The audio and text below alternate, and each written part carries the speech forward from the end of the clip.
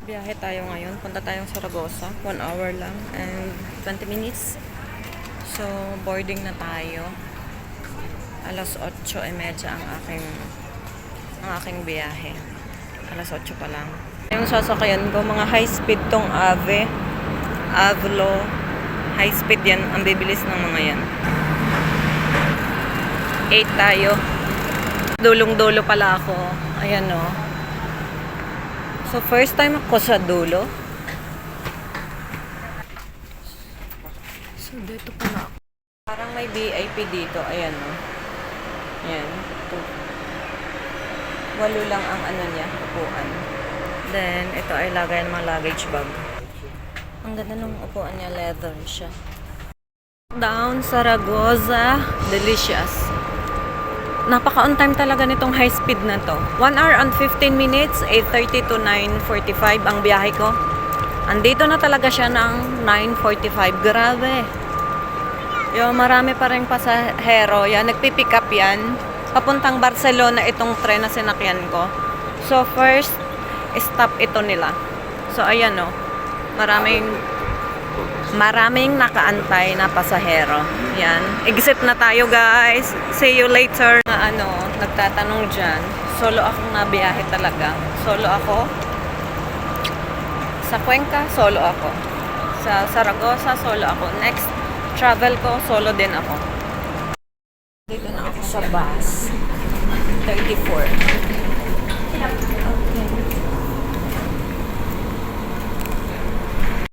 Per aga pa para mag-check-in tayo. Alas 2 ang aking check-in. So, gala muna tayo. Punta tayo sa may palasyo. Ang daming malilibot dito. May nakita akong simbahan. Punta tayo. Plaza dito, oh. Plaza del Portello. Plaza del Portello. So, ayan. Meron dito mga statue. Ayan. Ayan o, ito yung Agustina Zaragoza. Ayan yung babae sa taas.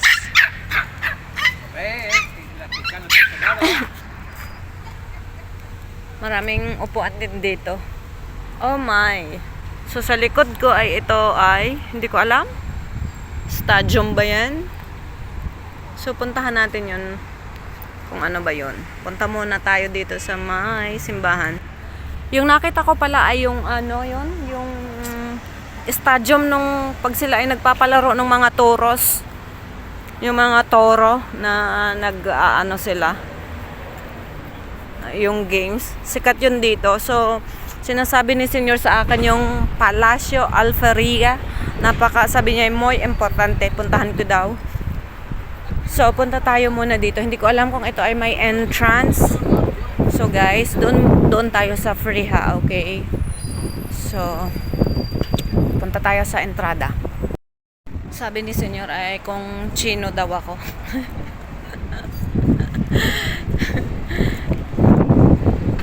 Iba talaga pag singgit eh. Yung katedral. So, punta na lang tayo doon sa may Palacio Aljaferia. So, malapit lang siya. Nakita ko siya nung ako ay nakasakay ng bus. Tuwa talaga dito. Ayan, no? May mga upuan din. Ito yung olives. Guys, ayan yung puno ng olives. Meron na siyang bunga. Nag-i-start na siyang magbunga. Ayan. Ayan, nandito na tayo. History ng Zaragoza. Bawal ang aso. Hala, ang ganda ng mga olives. Oy guys, ayan o. Euro yung kanyang entrada. Kuha tayo. This ticket. Punta na tayo sa entrada. Ay, ang ganda niya sa labas. Grabe, ayun. O, diba? So, may yan, may mga camera. Palibot niya, puro puno. Then, ipapakita ko itong sa ilalim. Ewan ko kung ano to. Yung sa baba niya, ang ganda niya. Well-maintained siya. Malinis. Ayan. Left side, ito naman siya. So, may mga puno, bulaklak. Ganda nung entrada niya, oh. Yung structure niya. Oh my, parang hindi ka talaga makakapasok basta-basta. Ang kakapal ng mga niya. Walls. Jericho walls. So before ako makapasok, nag-scan muna lahat ng bag. Pati cellphones. So, yan ito. Ay, grabe. Parang yung mga structure niya, yung mga Jericho walls na basta hindi mapapasok. Ay, Ate Leo, Tita Feli, Ating Feli. Gaano kakapal ba yung Jericho walls? Itong Zaragoza ay 5th largest city sa buong Espanya. At siya ay capital ng Aragon. Super ganda. Hala. Ganito pala yung mga palasyo noon. Ay walang sinabi yung mga palasyo siguro ngayon. High-tech lang ang palasyo ngayon pero yung structure niya panalo. Ito ay orange. Itong nasa garden na to. Ay panalo talaga siya. Ang ganda talaga. Parang imagine mo yan kung paano nila kinerve. Dinisenyo yan ng isa-isa. Hindi naman yan makina. O, diba? Guys, ang ceiling. As in, panalo. Narinig ko nga yung isang dito. Tourist. Sabi niya, wow. Grabe, ang ganda. As in. So, perfect talaga, oh. Ay guys, siya ay semento ha, hindi siya wood. You cannot enter here. Ay, ang ganda niya sa loob. Ayan oh. Hala, ang ganda niya. Dito ay octagonal mosque. Mezquita is mosque, octagonal. Para gamitin ng hari for private. Yan. So, ilang siglo siya? 11th century. A kind of chandelier na preserve nila. Grabe. Ayan o. So, ayun, yung ito ay designed ng inspired pala ng Cordoba yung Mezquita, yung mosque na yon. So, pasok tayo dito. Hala, ang gaganda.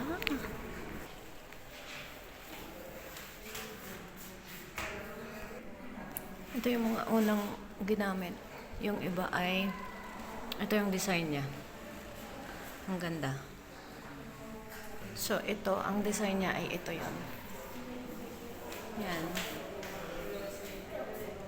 Para siyang flower. Lahat ito 11th century.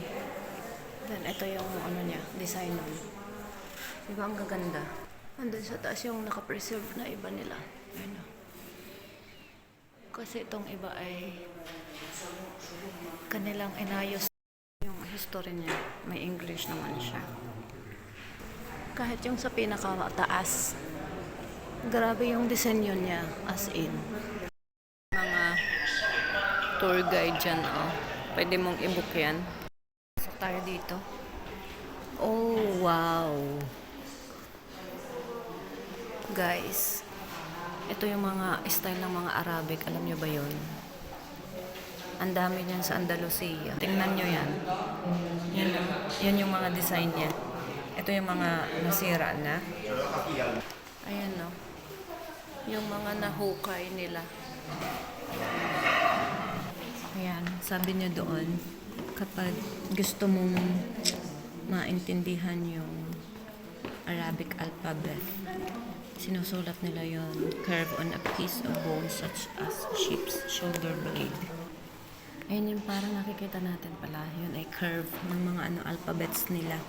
Sabi niya daan, carve in alabaster and plaster that ran along walls, arches and capitals and were then painted in intense colors. Ayun pala yun. May mga significant meaning pala yun. Kaya ganun pala ang kaganda. Guys, so yung mga original na ginamit. Nandito siya. Ito yun.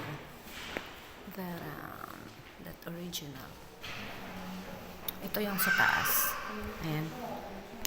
Yung sa taas, ito yung sa baba na pinakita ko sa inyo. na original siya. Ayan.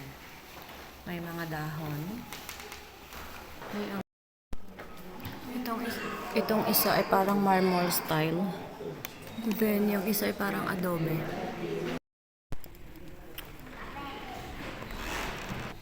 Ito yung mga logo ng iba't ibang hari. Ayan, kung 4 yung logo, 4 din yung hari na yan. Kahit yung walls nila, hindi basta-basta. Hindi siya basta-basta plain. Mayroon din siya naka-design. Ayan o guys. Ayan o, hindi ko alam kung ano to. Meron siyang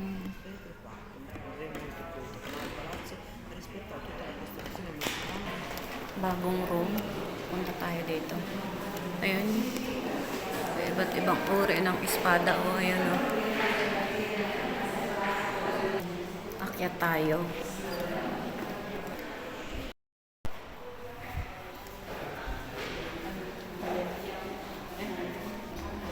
Super laki na itong palasyo na to. Flag ng Aragon. Ayan. Every autonomous region may flag sila. Kahit ang Madrid. Ay, ang laki. Grabe. Ang laki oh. Ngayon ako nakakita ng malaking mahabang table. May design din siya oh. Courtroom pala to. Sabi nung tourist guide, kapag napatunayan kang guilty, dyan ang punta mo sa chamber. Ito yung chamber. Ayan o. Napakita dito yung first floor. Construction. Exit tayo. Andito tayo. Ito yung blueprint niya. Katabing ano yan, palasyo. Blueprint ng palasyo. Aljaferia. Ayan. Ito yung front niya. At yun yung back niya. Wow! Ang ganda ng ceiling niya.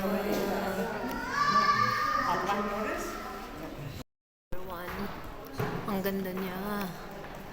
Mas malaki ito. Mas malaki siya. Ito yung flag oh. Kung may malaking pintuan, may maliit din.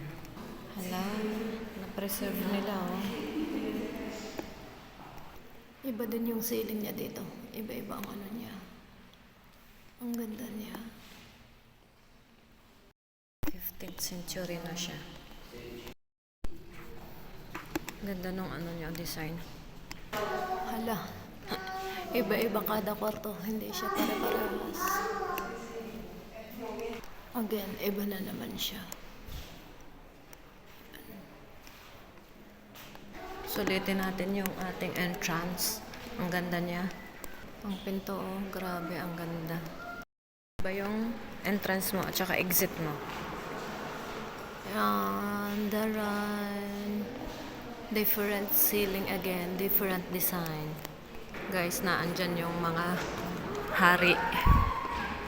Hari siya. Ayan. Nakalagay dyan, Reyes de Aragon, King of Aragon. So, bawat autonomous region may mga hari sila. Pero ngayon, may hari dito sa buong Spain na yon. Wala na sa bawat autonomous. Ayun oh, from 1035 hanggang dito sa 15th century. Nagtapos siya dito sa 1556. Ayan. Kahit ang mga bintana, oh my. Ang ganda. Ang nakikita ko lang ay plain. Ito yun oh. Yung gilid. Kasi ito ay stairs. Dito kakaiba oh, ayan. May design pa rin. So, organize yung kanilang tour. Kasi hindi ka basta-basta pwedeng pumasok doon. Mayroon talaga siyang way. Dito na ako sa kabilang building. Ayan. Ganda ng ano niya. Structure. Yan mga puno andito. Siguro mas maganda kung ito ay ano, may mga hari pa. Ganda. Fly working. May cafeteria dito, hotel. Yan. Yan, so ito ay bawal, may guardian. So, ito, nakaano pa siya dyan. Nakatayo. And then, ito. Ng koridor. Grabe. Ayan, ang ganda talaga niya. Siguro mas maganda yung Alhambra. Yung loob ng Alhambra hindi ko napasok eh. Dito na ako nagtatapos guys. Thank you so much. Dito sa Museo Palacio Aljaferia. Thank you for watching.